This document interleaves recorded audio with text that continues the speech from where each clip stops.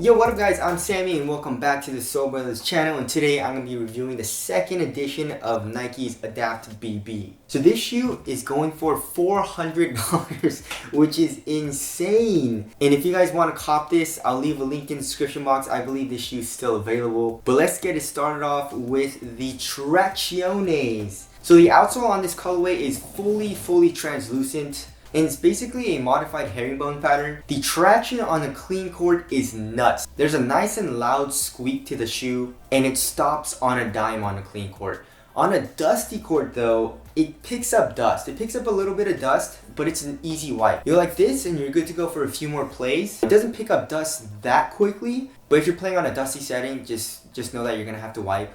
As far as the durability goes, durability does not seem good at all. The rubber is really soft. And I have a lot of fraying on this outsole. So durability, definitely don't play with these outdoors. Indoors, you should be okay. And also another thing I like about this is that the outsole does come up a little bit here on the medial side. And there's a little bit of an outsole curvature. So when you're doing this type of movement, kind of similar to Kyrie's, you have a little bit more grip on the side here. So the overall traction was really nice. You know, if I consistently wiped my shoes and if I had time to wipe, the traction was phenomenal. Moving on to the heel to toe transition, it's very smooth actually. The only thing I don't like about it is that it's pretty damn stiff in the forefoot. And I don't think it's because of the Fit Adapt system, because that's in the midfoot. Maybe it's because of the zooming. I don't know why it's so stiff in the forefoot. But other than that, there's a nice curved shape here in the forefoot as well as in the heel. It keeps you on your toes, but it's a little stiffer than I would like. As far as the cushioning goes, the foam is not specified on their website. It just says soft foam, but it feels very soft. There's a lot of compression here in the heel, and then there is a zoom turbo unit in the forefoot, which I needed to break in, but it broke in really quickly. It took like only a day, and it's very bouncy. I would say it's a little bit easier to feel for me than in the Kyrie 5 and in the Kyrie 6. There's a nice subtle bounce here in the heel, and then there's a more explosive bounce in the forefoot. Core feel isn't the greatest though. You feel a little high up off the ground, but the impact protection is really good. So the overall cushion is really nice. I enjoyed playing in it. Moving on to the materials, Nike said they're using like plastic or TPU strands, and at first when you get it, it's really stiff. It's still a little stiff and a little flimsy, but it feels a lot better than when I first got it. It doesn't take that long to break in, but I needed to break it in for like a day or two because this material was so stiff. This part of the toe area would dig into my foot and it would hurt a lot. But like I said, it broke in really quickly and I don't have that problem anymore. But I just like how thin it is in the forefoot. That feels nice. But for a $400 shoe, this material is really crappy feeling. So if you were expecting a quality material, you're not going to get it here. And then here in the heel area, they're using a really crappy suede material. And this is the type of suede that you find in like $80, $90 shoes. So being in a $400 shoe, I'm very disappointed in that. And then here in the ankle area, you have like a rubberized plastic, a very large rubberized plastic TPU heel counter. And this, what is this? Why do you have this point here? What's the point in that? No pun intended. Materials, I mean, they get the job done on foot. And like I said, I like how minimal it is in the forefoot. But for quality, it's just not there. As far as the fit goes, I went true to size. And it's a very snug fit. You know, lengthwise, my toe is right there. Widthwise, it's pretty narrow, and then here in the toe box it's very snug, and that's just how I like my ball shoes to fit. But if you don't like a snug fit or a tight fit at all, I would suggest going up half size or maybe even a full size. And of course, you can't talk about fit without talking about the Fit Adapt system. And from the last rendition, they didn't really improve anything, you know? Like, they didn't improve the speed at which this laces up. They didn't improve the weight of the actual system or the actual shoe, which we'll get into. You have the same two buttons here. And also another thing that I didn't really like is I couldn't figure out how to go from a relaxed fit to a ball fit. So there's something on their app where it says, relax and basketball. So when you put on the shoe, it tightens to that preferred tightness, right?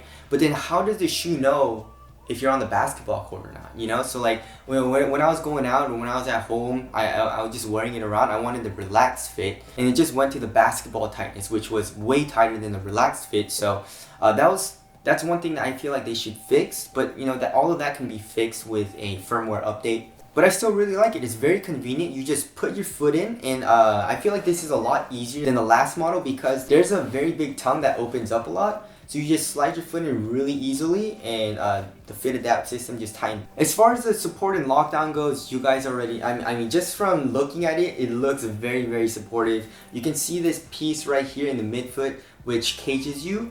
This material is pretty damn supportive, but also this foam comes up a little bit, acting like a sidewall in the toe area.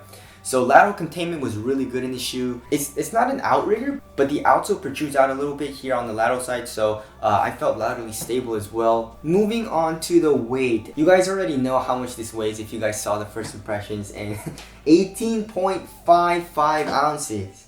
And this shoe is 18.27. So I weighed my foam posits, and those were like 17 ounces. My foam posits were lighter than this shoe. Usually weight isn't a huge deal. Like I can kind of tolerate like 14 to 15 ounces, and like the LeBrons, it's doable for me.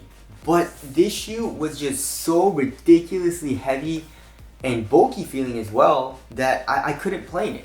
Well, I mean, I could play in it, but it's just, I didn't like playing it. I noticed the shoe the entire time I was playing, and you know, running down the court, I didn't like it. It's not as fluid as I would like it to be. It's bulky, especially here in the heel area.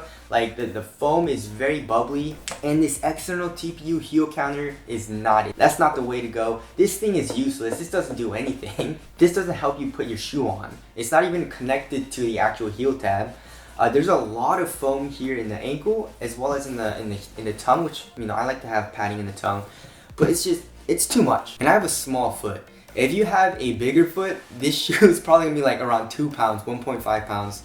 And I mean, if you're okay with that, then that's fine. But to me, I didn't like it at all. So weight was something that I couldn't stand in this shoe. As far as the ventilation goes, this shoe is really hot. This material doesn't allow for a lot of airflow. And like I said, there's a lot of padding throughout the entire shoe here in the midfoot and in the ankle area, which warms your foot up significantly. So ventilation is not very good. Also, another thing about the fit adapt system is that it's kind of hard to find out the exact tightness that you want, because this shoe is really easy to over tighten. So when you first get it, you're like, ooh, this is kind of nice. You tighten it up like pretty tight, and you're like, oh, this fits pretty nicely. But then you start playing, and then you start to get needles. There's no blood flow to your foot. So you're like, oh damn, so you have to loosen it up, and then, you know, tighten it up a little looser than you had it. So just watch out for that. As far as durability goes, it seems like it's gonna be okay. Other than the fraying I have on the outsole, the upper and the cushion and all that seems very well made, and seems like it's gonna last a long time. There are a lot of compression marks on the foam though. As far as the aesthetics go, it's gonna be a no-go for me. I don't really like how these shoes look. I like the first one way better than this one. I especially don't like the heel. Like this part of the shoe is just so weird looking to me. I guess like the front isn't bad, but you know, that's just me. Tell us what you guys think of the aesthetics down in the comment section below. Wrapping things up, $400 for a basketball shoe, as you guys know, is never worth it. Like, you know, you can get an incredible performing shoe for $100, $110, $120. But is it a good performer? I mean, okay, so I liked it. You know, I liked it a little bit. Like the traction was nice, the cushion was nice, they did that correctly.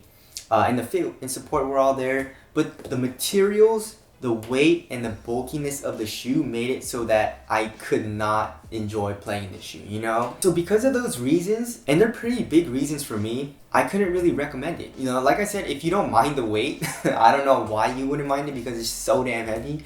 But if you don't mind it, then it's a good shoe to play. And some improvements I would like to see on this shoe as far as the Adapt 3.0 goes is lighten the damn shoe up. Lighten it up, please. It's too damn heavy.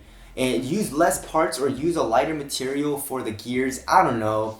Figure it out, please. And then if you're gonna keep the price the same, you know, $350, $400, $450, use a nicer quality material, please. This is not the way to go. Also, it's not a huge deal, but I would like to see an improvement on the actual fit adapt system. You know, make it a little bit faster, or maybe make it a little bit more customizable. You know, have one system here in the forefoot and have one system here in the ankle area or in the midfoot, so you can customize it a little bit better. I don't know. It would be cool to see something a little different. And if they make those improvements, then I feel like it's gonna be a great shoe. Cause like, you know, you saw all these NBA players, you know, when this shoe first came out, you're playing it, but like I don't think they're playing it as much anymore, you know? But anyways, that's my performance review on the Adapt 2.0. Again, if you guys want to cop, I'll leave a link in the description box. Thank you guys for watching, and I'll see you guys next one.